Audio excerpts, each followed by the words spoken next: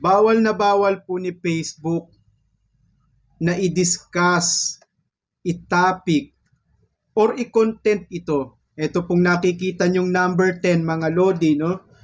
Isa ito sa pinanggagalingan po ng away, hindi pagkakaunawaan, hindi pagkakasundo, argumentong hindi matapos-tapos.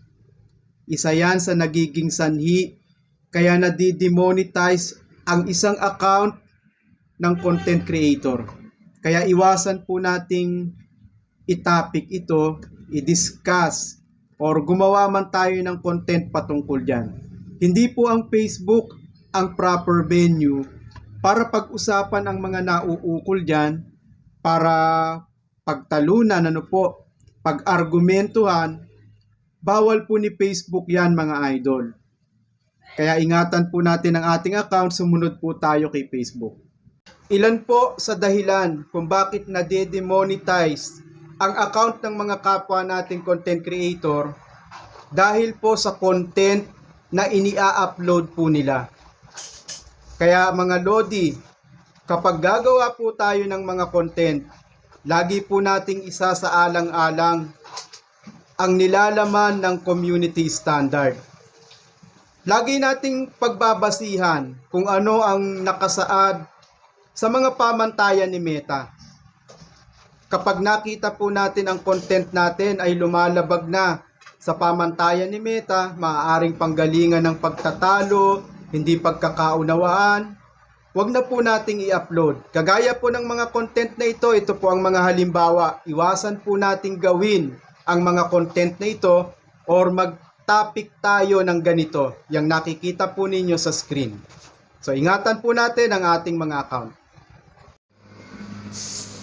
Alin nga po ba ang mas magandang gamitin? Ang page o ang profile?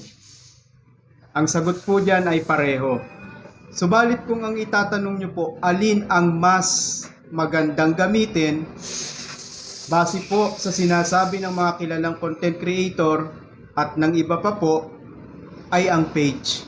Dahil marami raw po itong earning tools na po pwede nating pagkakitaan kumpara po sa profile. Alam mo yon, yung parang estudyante ka na kinakailangan mong pumasa, kinakailangan mong mag-aral ng mabuti, maipasa mo yung mga exam, maipasa mo yung mga grado mo or grades. Ganon din po yung ginagawa po nating pagre-reels or paggamit natin ng Facebook na gusto nating ma-monetize tayo. Kinakailangang maipasa natin ang partner monetization policy at content monetization policy. Kapag hindi po natin ito naipasa, hindi talaga tayo mamomonetize. At isa sa dahilan kung bakit hindi tayo namomonetize, hindi natin ito naipapasa, ay dahil sa mga unoriginal content na nai-upload natin.